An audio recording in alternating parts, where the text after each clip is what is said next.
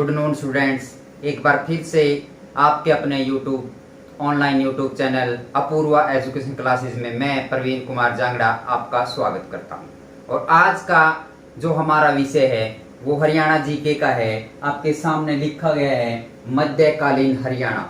आज हम प्यारे बच्चों मध्यकालीन हरियाणा के बारे में विस्तार से पढ़ेंगे। इसके बारे में हम चर्चा करेंगे कि मध्यकालीन हरियाणा में क्या आता है। क्योंकि मैंने देखा है एचएसएससी के अधिकतर एग्जाम के अंदर यहाँ से भी क्वेश्चन पूछा जाता है।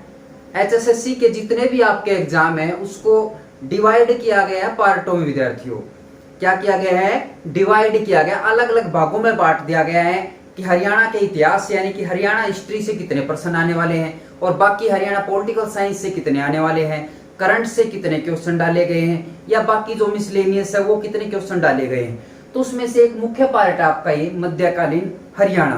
तो इसके बारे में आज हम विस्तार से पढ़ेंगे। कुछ एक कॉमन बातें मैंने आपके सामने लिखी है।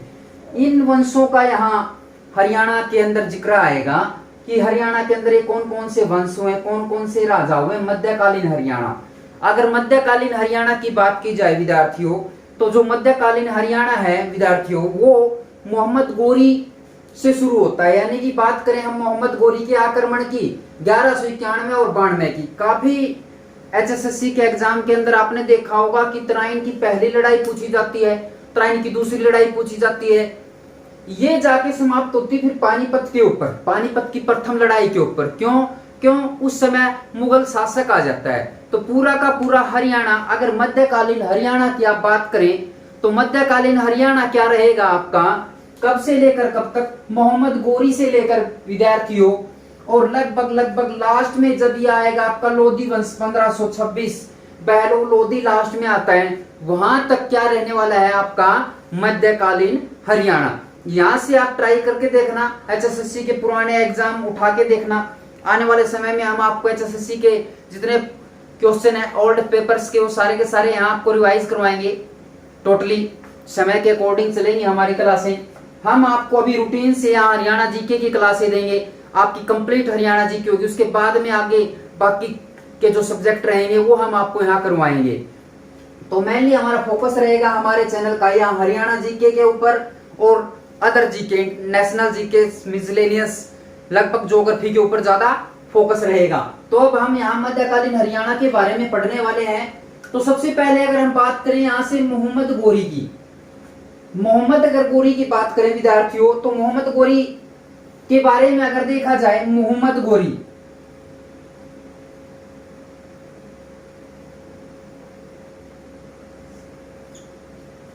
गोरी क्या था? एक छोटा सा एक राज्य था, छोटा सा गोरा नाम का, गोरा राज्य। उसके ऊपर इसने शासन करना शुरू किया था। क्योंकि महमूद गजनी के बाद छोटे छोटे गजनी जो शासन था वो छोटे छोटे भागों में बट गया, तो उसमें से एक गोरा था, तो वहां इसने शासन करना शुरू किया और वहां का राजा बना। धीरे धीरे समय आगे बढ़ता गया। 1173 ईस्वी में बना भाई, 1173 ईस्वी में।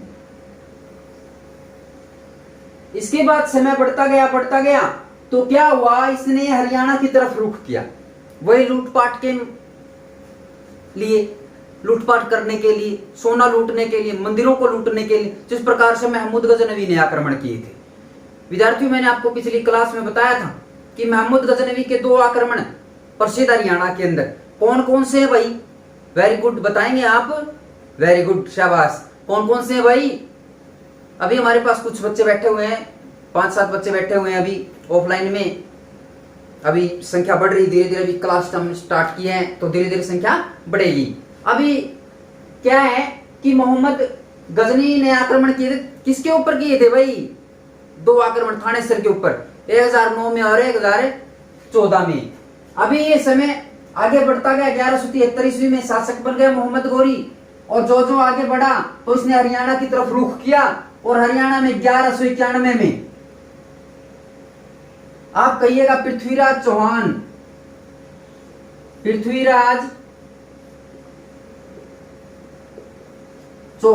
या आप इसको बोल सकते हैं विद्यार्थियों पृथ्वीराज तृतीय। बिल्कुल आपको डीपली पढ़ाएंगे, बिल्कुल इजी मेथड से हम आपको यहाँ पढ़ाने वाले हैं। एक एक बातें आपको यहाँ बताएंगे।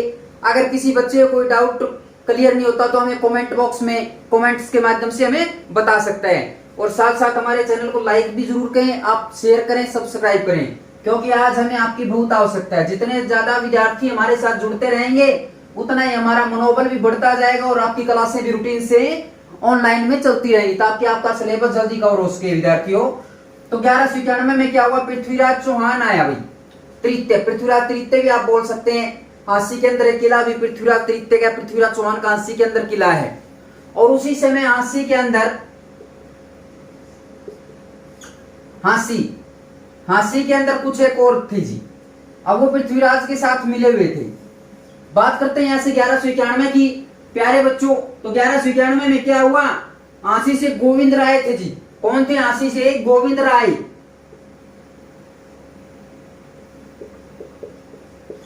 आप पृथ्वीराज चौहान प्लस गोविंद राय की संयुक्त सेना होगी भाई, संयुक्त सेना होगी। अब इन दोनों ने मिलके किसके विरुद्ध युद्ध किया? मोहम्मद गोरी। मोहम्मद गोरी ने जो ही यहाँ पृथ्वीराज चौहान के ऊपर आक्रमण किया, इसको बोलते 1191 की तराइन की लड़ाई। तराइन का युद्ध या आप कह सकते हैं लड़ाई, तराइन की लड़ाई, या इसको तरावड़ी भी बोल सकते हैं। तरावड़ी कर्नाटक क्षेत्र के अंदर तरावड़ी ये थी। तराइन का पहला युद्ध हुआ किसके बीच में बच्चों? मोहम्मद गौरी और पृथ्वीराज चौहान प्लस गोविंद राय की सेना, हांसी से जो मजबूत सेना थी, संयुक्त होकर लड़े। और किसके खिलाफ लड़े? मोहम्मद गौरी के खिलाफ लड़े। और इसमें क्या हुआ, मोहम्मद गौरी बुरी तरह से हार गया और वापिस भाग गया अपने राज्य की तरफ। कहां चला गया जी? वापिस। इसमें कौन विजयी हुआ भाई? विजयी पृथ्वीराज चौहान। ठीक है बच्चों, आप इसको नोट कर सकते हैं। आगे चलते हैं हम। समय बीतता गया, कुछ ही समय बीता था, यानी कि लगभग 1 साल ही बीता था। 1 साल के बाद में क्या हुआ, 1192 में आया। इसको बोलते हैं तराइन की दूसरी लड़ाई।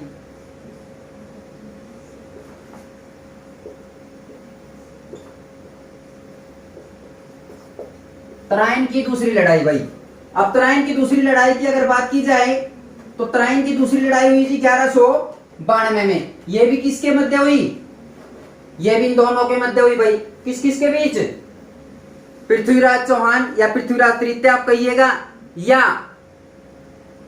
किसके बीच में? मोहम्मद गौरी के बीच में। दोनों के बीच में लड़ाई हुई। इस बार क्या था, मोहम्मद गौरी बिल्कुल अच्छे तरीके से परिपूर्ण होकर अपनी सेना को संगठित करके दोबारा आया था और लूटपाट के लिए आया था। उसको पता था कि यहाँ पर फिर से आपको पृथ्वीराज चौहान की सेना से सामना करना पड़ेगा, इसलिए बिल्कुल अपनी सेना को संगठित करके बेहतरीन तरीके से यहाँ आया और इसने वापिस आक्रमण कर दिया। इस बार भी क्या हुआ, वही संयुक्त सेना लड़ी।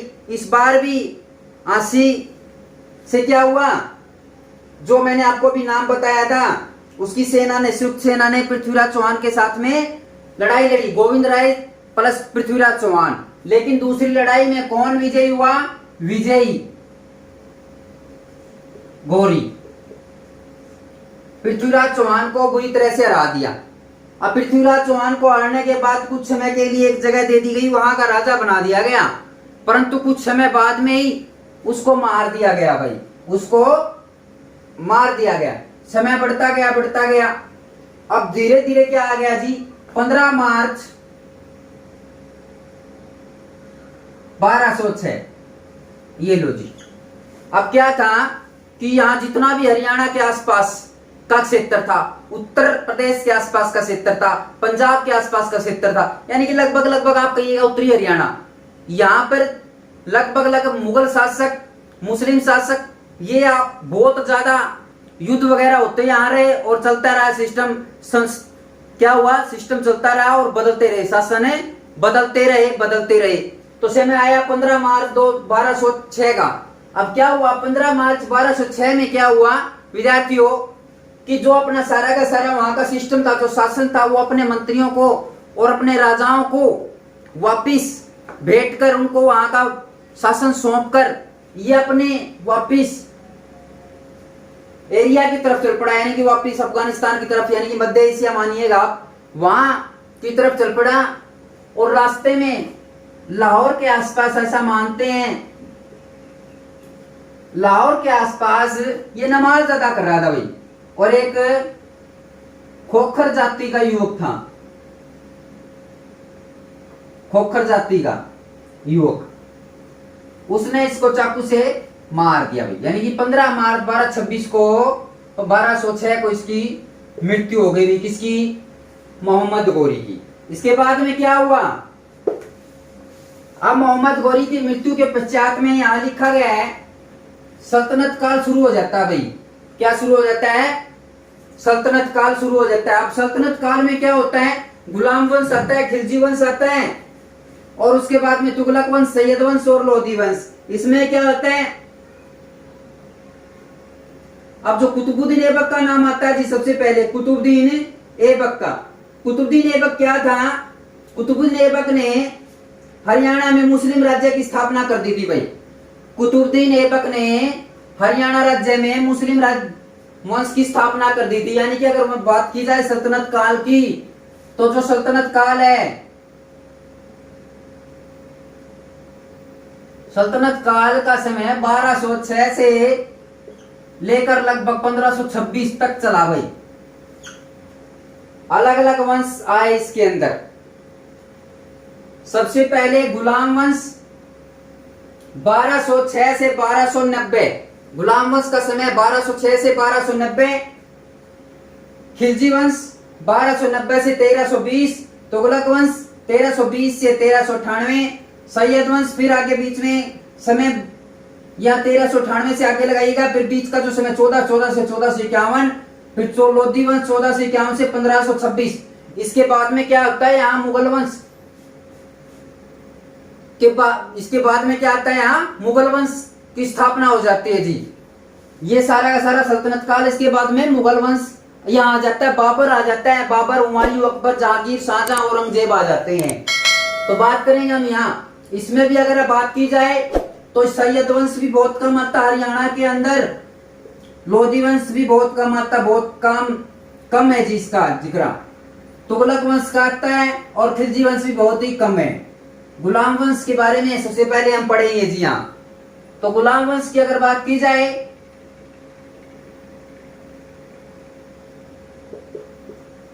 बारह सौ छह से लेकर 1290 तक भाई, 1290 ईस्वी तक गुलाम वंश रहा।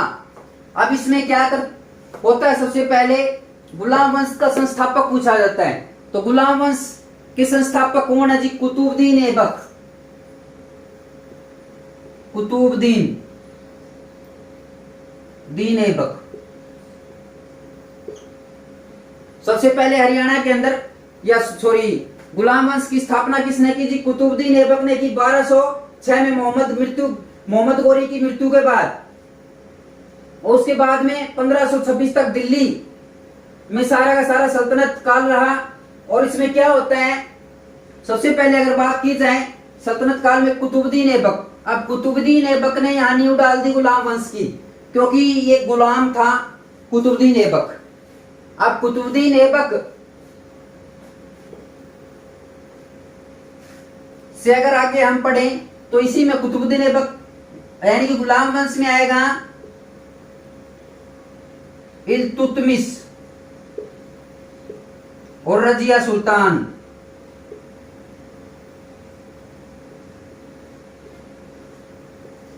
इनके बारे में हम पढ़ेंगे भाई। कुतुबुद्दीन ऐबक, इल्तुतमिश और रजिया सुल्तान के बारे में हम पढ़ेंगे। तो सबसे पहले अगर बात की जाए कुतुबुद्दीन ऐबक की, तो कुतुबुद्दीन ऐबक है। कुतुबुद्दीन ऐबक के द्वारा यहाँ हरियाणा के अंदर क्या हुआ? कुतुबुद्दीन ऐबक के द्वारा हरियाणा में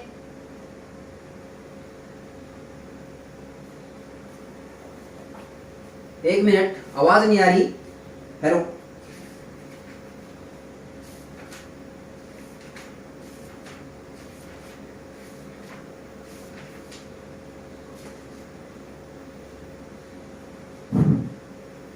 गुलाम वंश की स्थापना भारत से कुतुबुद्दीन ऐबक ने की। वह गोरी का क्या था भाई? हो गोरी का क्या था? ये गुलाम था जी, ये गोरी का गुलाम था। गुलाम वंश की इसने स्थापना कर दी। उसके बाद में क्या हुआ? इसने क्या किया, दिल्ली के अंदर एक 2.5 दिन का झोपड़ा ही बनवाया भाई इसने। 2.5 दिन का झोपड़ा अजमेर के अंदर है शायद, 2.5 दिन का झोपड़ा, कुतुब मीनार। एक खास बात है, इसको लाख बक्स भी कहा जाता है, लाख बक्स।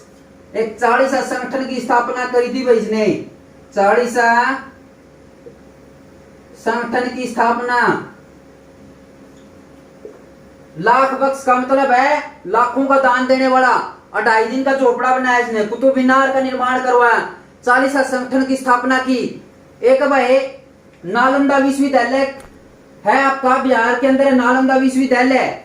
नालंदा विश्वविद्यालय कहाँ है, बिहार के अंदर।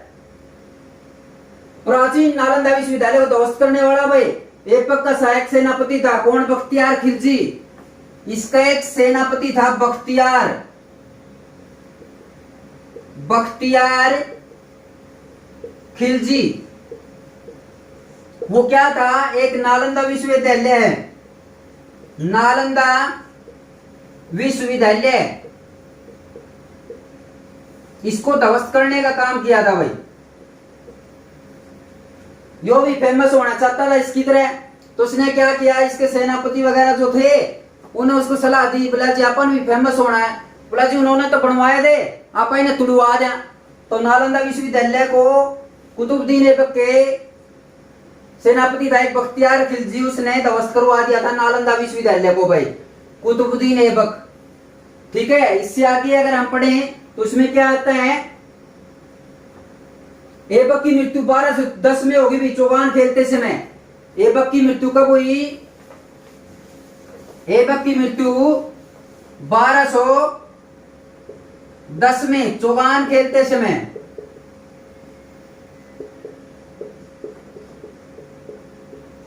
घोड़े से गिर के।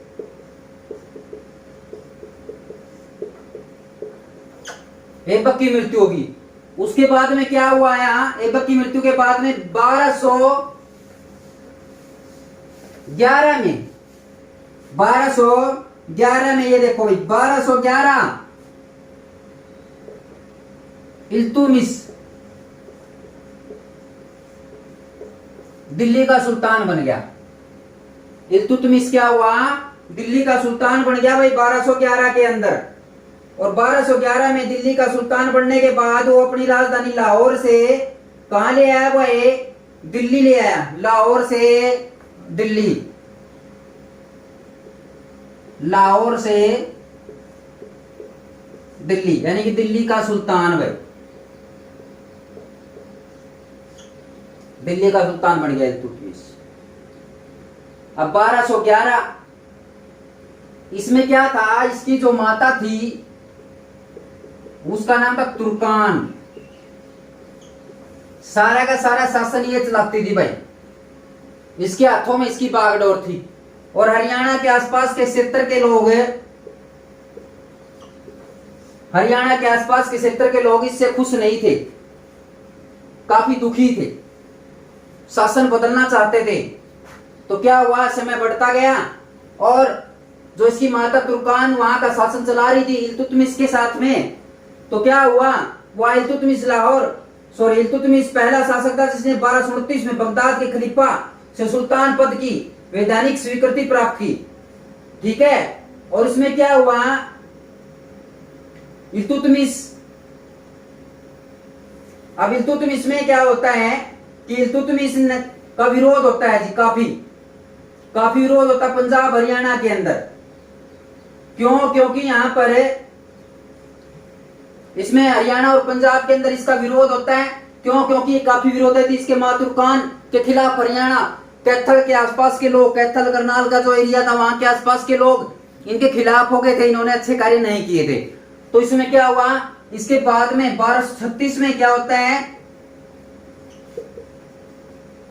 इसकी मृत्यु हो जाती है। 1236 में इल्तुतमिश की मृत्यु हो जाती है। इल्तुतमिश की मृत्यु के पश्चात वहां के आसपास के लोगों ने, हरियाणा के क्षेत्र के आसपास के लोगों ने रजिया सुल्तान को राजगद्दी पे बिठा दिया भाई। इसका क्वेश्चन एचएसएससी के अंदर बार बार रिपीट किया जाता है विद्यार्थियों, बार बार पूछा जाता है एचएसएससी के अंदर, इसका क्वेश्चन बार बार पूछा जाता है। मैं फिर आपको रिपीट कर रहा हूं, रजिया सुल्तान 1236 में दिल्ली की शासिका बनी, पहली महिला मुस्लिम शासिका। पहली महिला मुस्लिम शासिका कौन है भाई? रजिया सुल्तान, पहली महिला मुस्लिम शासिका, पहली महिला मुस्लिम शासिका कौन है? रजिया सुल्तान। अब रजिया सुल्तान के वह राजा बनते ही, शासक बनते ही क्या हुआ, रजिया सुल्तान से पहले जो सिस्टम वहां का था, तो क्या था सिस्टम कि महिलाओं को दरबार में आने की अनुमति नहीं थी। लेकिन इसने क्या कर दिया कि महिलाएं बिना नकाब के, यानी कि बिना घूंघट के या बिना नकाब के वहां सीधा दरबार में आ सकती थी। महिलाओं को अनुमति की सीधी अनुमति दे दी गई रजिया सुल्तान के द्वारा, यानी कि जो सिस्टम वहां प्रथा चली हुई थी उसको बदल के रख दिया रजिया सुल्तान ने, और पहली महिला शासिका बन गई, पहली मुस्लिम महिला शासिका कौन बन गई भाई? रजिया सुल्तान। बहुत बार एचएसएससी के अंदर एक क्वेश्चन रिपीट होता है, समय बढ़ता गया। अब रजिया सुल्तान के विरोधी हो गए, इनका विरोधी हो गए अल्तुनिया। अल्तुनिया ऐसा मानते कि पंजाब का शासक था भाई, पंजाब का काफी शक्तिशाली शासक था। इसने क्या किया, रजिया सुल्तान ने अल्तुनिया के साथ विवाह कर लिया भाई। किसके साथ विवाह कर लिया? अल्तुनिया के साथ में विवाह कर लिया, और विवाह करने के बाद में गद्दी पर फिर से बैठने की कोशिश की, मतलब फिर भाई यहाँ पर राजा बन जाए, तो अब तो विवाह हो गया इसके साथ में। तो विवाह होने के बाद गद्दी पर बैठने की कोशिश की, परंतु कामयाब नहीं हो पाई अल्तुनिया के साथ विवाह करने के बाद। इसका एक क्वेश्चन आता है, बहुत इंपॉर्टेंट क्वेश्चन है एचएसएससी के अंदर, 1240 का समय आता है भाई। कब का समय आता है? 1240, 13 अक्टूबर 1240।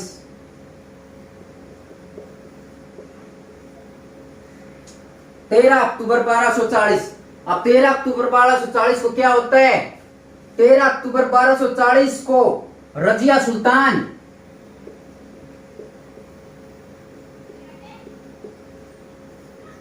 और अल्तुनिया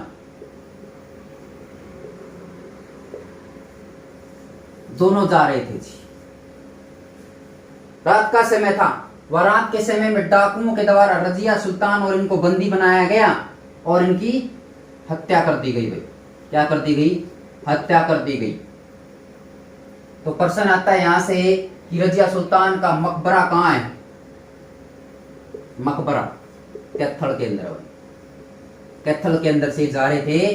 13 अक्टूबर 1240 को रात को इनकी हत्या कर दी गई। पकड़ा, पहले बंदी बनाया गया और बंदी बनाने के बाद में इनकी हत्या कर दी गई, और इसी कारण से वहां पर कैथल के अंदर क्या बनाया गया है? रजिया सुल्तान का मकबरा बनाया गया भाई। रजिया सुल्तान का क्या बनाया गया है? मकबरा बनाया गया है।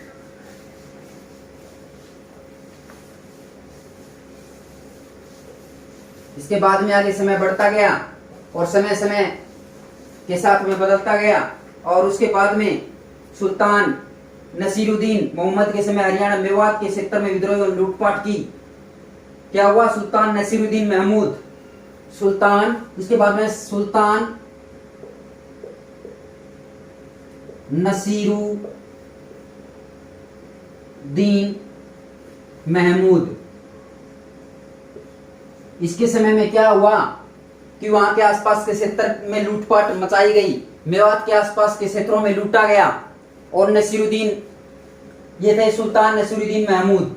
इसका एक सेनापति था जी, इसका नाम था बलबन।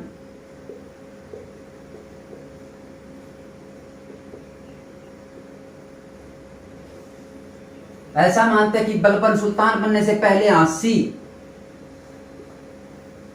का इक्तादार था।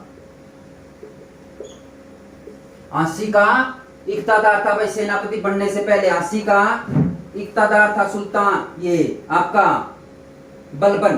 तो क्या था कि नसीरुद्दीन महमूद ने 1248 में, नसीरुद्दीन महमूद ने क्या हुआ कि 1248 में, 1248 ईस्वी में विद्यार्थियों, नसीरुद्दीन महमूद ने अपने सेनापति बलबन को मेवात के अंदर भेजा। मेवात के अंदर विद्रोह हो रहा था, बहुत बड़ा विद्रोह हो रहा था इनके खिलाफ में, नसीरुद्दीन महमूद के खिलाफ थे वहां के लोग। तो उस विद्रोह को दबाने के लिए 1248 ईस्वी में मेवात के अंदर भेजा, परंतु ये नाकाम रहा और वहां की सेना ने इसका खूब विद्रोह किया और ये सामना नहीं कर पाए और वापिस लौट गए भाई दिल्ली की तरफ। उसके बाद में दोबारा फिर समय आया और फिर से इसको बलबन को भेजा, फिर से वही सिस्टम हुआ, इनका काफी विद्रोह हुआ। और उसके बाद में क्या हुआ, 1263 ईस्वी में, इससे पहले 1257 ईस्वी में क्या हुआ, 1257 ईस्वी में क्या होता है, 1257 ईस्वी के अंदर 80 में, 80 के अंदर बलबन की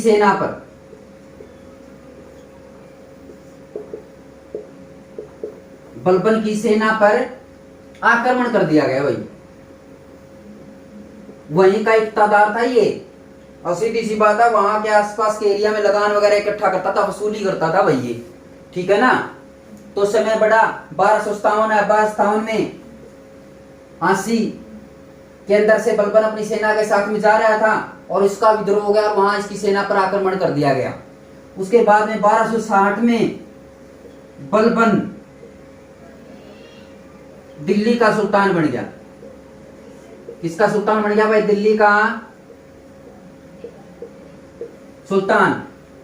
1260 ईस्वी में बलबन दिल्ली का सुल्तान बन गया और दिल्ली का सुल्तान बनने के बाद इसके समय में बहुत बड़े विद्रोह हुए। सबसे बड़ा विद्रोह हुआ मेवात के अंदर विद्रोह हुआ। वहां के क्षेत्र में अराजकता फैल गई, लूटपाट लूट खसोट बढ़ गई बहुत ज्यादा।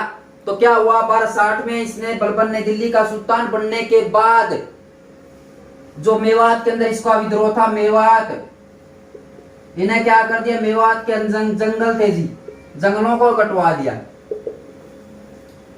1260 ईस्वी में बलबन ने सुल्तान बनने के बाद में क्या किया, किसको पता था कि वहां आपका विद्रोह हुआ था, क्यों, क्योंकि मेवात के आसपास एरिया में बहुत ज्यादा मात्रा में वहां जंगल थे। तो इसने क्या कर दिया कि वहां के जो सैनिक थे, जो वहां लूटपाट करने वाले लोग थे, वो विद्रोह करने के बाद या लूटपाट करने के बाद में जंगलों में छुप जाते थे। इसने उसका सिस्टम ही समाप्त कर दिया। क्या किया कि सबसे पहले उसने तो वो काम कर दिया, बोला भाई सांप का कि हमारे सांप की मां ना मार दे। तो इसने क्या काम करा भाई, जिस जंगलों में वो छुप जाते तो जंगलों को जाते सबसे पहले इन्हें कटवा दिया और वहां कुछ जो बचे उनको जड़वा दिया। तो छुपने का सिस्टम छोड़ा ही नहीं। तो 1260 में इस बलबन दिल्ली का सुल्तान बना, मेवात के अंदर जंगलों को इसने कटवा दिया भाई। इसका फिर काफी विद्रोह हुआ, विद्रोह समय अनुसार बढ़ता गया और बलबन की मृत्यु हो गई। उसके बाद में भाई बलबन की मृत्यु हो गई और बलबन ने एक दुर्ग बनवाया भाई, बलबन ने दुर्ग बनवाया। अब बलबन ने दुर्ग जो बनवाया उसका नाम है गोपालगिरी दुर्ग। क्या था जी, गोपालगिरी दुर्ग। बलबन ने जो दुर्ग बनवाया था उसका नाम था गोपालगिरी दुर्ग। कहाँ है गोपालगिरी दुर्ग भाई, गोपालगिरी दुर्ग है दिल्ली गुड़गांव सीमा पर। बलबन ने क्या बनवाया था, एक गोपालगिरी दुर्ग।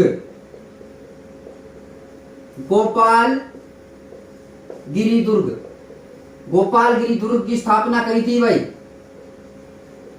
किसने, बलबन ने। कहा भाई, गुड़गांव दिल्ली की सीमा के ऊपर, गुड़गांव दिल्ली की सीमा के ऊपर क्या है आपका गोपालगिरी दुर्ग। और इसने एक काम और भी किया था, 40,000 संगठन बनाया था ना जो कुतुबुद्दीन ऐबक ने, वो भी समाप्त कर दिया भाई। 40,000 संगठन भी इसने समाप्त कर दिया। इसके बाद हरियाणा के अंदर जिक्र आता है किसका भाई, आपका हरियाणा के अंदर जिक्र आता है फिर खिलजी वंश का। 1290 से 1320 कौन सा आ गया भाई, फिर खिलजी वंश। 1290 टू 1320 इसमें क्या हुआ, खिलजी वंश का तो बहुत कम ही जिक्र सुनने को मिलता है। केवल एक ही बात आती है यहाँ पर कि 1200 इसमें खिलजी वंश का संस्थापक कौन था भाई, बन के बाद दिल्ली पर खिलजी वंश का शासन स्थापित हुआ जलालुद्दीन खिलजी। कौन था भाई, जलालुद्दीन खिलजी। बलबन की मृत्यु के बाद में खिलजी वंश की स्थापना हुई 1290 में और उसका संस्थापक कौन आया भाई? जलालुद्दीन खिलजी। अब जलालुद्दीन खिलजी ने अपना शासन धीरे धीरे सिस्टम को समझते हुए चलाना शुरू करा। और उसके बाद में क्या होता है, वह क्या था कि जलालुद्दीन खिलजी सुल्तान बनने से पहले कैथल का मुफ्ती इक्तादार था भाई। क्या था? कैथल का मुफ्ती या इक्तादार, जिस प्रकार से बलबन था उसी प्रकार से था। बलबन अस्सी का था, ये भाई किसका था? कैथल का। जलालुद्दीन खिलजी किसका था भाई? आपका कैथल का मुफ्ती या इक्तादार था। ठीक है। उसके बाद में क्या था? सुल्तान बनने पर उसने वीर मंडार को सम्मानित किया भाई, वीर मंडार। और उसके बाद में अलाउद्दीन खिलजी कठोर शोषक नीतियों से हरियाणा की जनता नाराज थी और उसके शासन के कारण इसकी बगावत नहीं कर सकी। ये आपका। उसके बाद में सुल्तान फिरोज तुगलक आता भाई, इसका इतना ही आता केवल। उसके बाद में तुगलक वंश आता भाई हरियाणा के अंदर। कौन आता प्यारे बच्चों? तुगलक वंश। तुगलक वंश 1320 से आगे चलते हैं। अभी 1320 से आगे तुगलक वंश आता है, 1320 से लेकर 1398 तक। इसमें आएगा जिक्र भाई फिरोज शाह तुगलक का।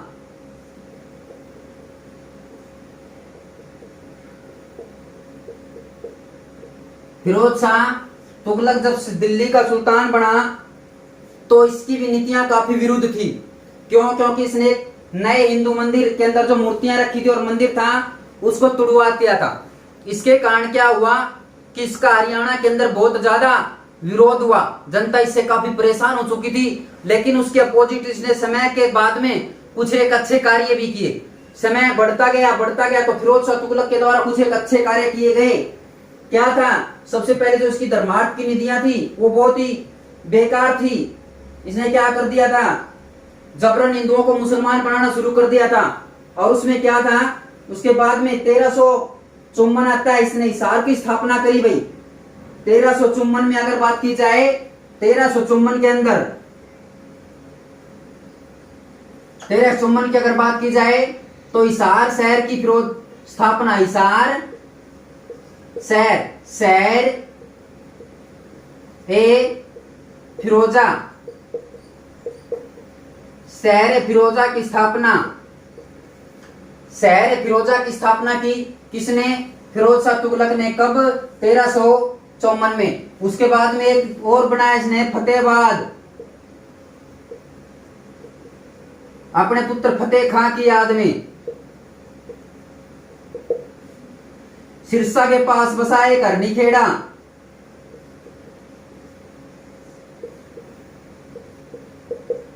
अरनीखेड़ा। और इसने यहाँ के आसपास में क्या था सिस्टम? पहले तो इसकी नीतियां गलत थी, धर्मार्था की जो नीतियां गलत थी। क्यों? क्योंकि इसने हिंदुओं को मुसलमान बनाना भी शुरू कर दिया था, हिंदू मंदिरों को तोड़ दिया था। क्या था कि सबसे पहले जब फिरोज शाह तुगलक सुल्तान बना, राजा बना, तो उसमें सिस्टम चेंज हुआ। 1354 में हिसार, फिर फतेहाबाद, फिर आगे सिरसा। ये जो बेल्ट आपकी जीटी बेल्ट, अलग से जीटी बेल्ट। अगर हम हाईवे की बात करें तो पहले NH10 था, अब NH9 हो गया है। दिल्ली से चलते हैं, दिल्ली रोहतक है, फिर आपका हिसार है, फतेहाबाद है, सिरसा, इस प्रकार से आगे चला जाता है। तो अगर हम इस रोड की बात करें तो क्या था? सुल्तान का रास्ता था जाने का, सुल्तान का रास्ता था जाने का, फिरोज शाह तुगलक के जाने का रास्ता था दिल्ली से लाहौर। तो यहाँ जिस समय वो जाता था रास्ते में यहाँ पर काफी मात्रा में जंगल थे, पानी के पीने की व्यवस्था नहीं थी। तो इसने नहरों का एक जाल भी बिछवाया। सबसे पहले नहरों का निर्माण करवाने वाला शासक भी कौन है भाई? यही है फिरोज शाह तुगलक। नहरों का निर्माण इसने हिसार के आसपास, फतेहाबाद के आसपास जंगलों में नहर, यानी जंगल में मंगल वाली कहावत पूरी कर दी भाई। तो इसकी नीतियां बाद में अच्छी रही। तो इसने हिसार शहर बसाया सबसे पहले। क्यों? क्योंकि इसको यहाँ रहने के लिए बीच में विश्राम, रेस्ट करने के लिए जगह चाहिए थी, तो इन्हें हिसार शहर को बसा दिया। उसके बाद में आगे फतेहाबाद बसा दिया, फिर सिरसा के नजदीक बसा दिया, फिर आगे आगे सिस्टम यूं बढ़ता गया। हिसार के अंदर एक गुजरी महल बनाया हुआ है। गुजरी महल आपको पता होगा, गुजरी महल कहाँ है? हिसार के अंदर। एक प्रश्न आता है, गुजरी महल हिसार में है। गुजरी महल कहाँ भाई? हिसार के अंदर है। हिसार के अंदर एक ब्लू बर्ड झील है भाई, ब्लू बर्ड झील भी हिसार के अंदर फेमस है, और फेमस है गुजरी महल, हिसार के अंदर है। शहर है फिरोजा 1354 में। फिर फतेहाबाद है, फिर सिरसा हारनी खेड़ा के आसपास। तो ये सारे के सारे कार्य किसके द्वारा किए गए थे? तुगलक वंश में किए गए थे, फिरोज शाह तुगलक के द्वारा। उसके बाद में आगे क्या होता है? आगे आता है 1388 में फिरोज की मृत्यु के बाद दिल्ली के अंदर क्या हो गया?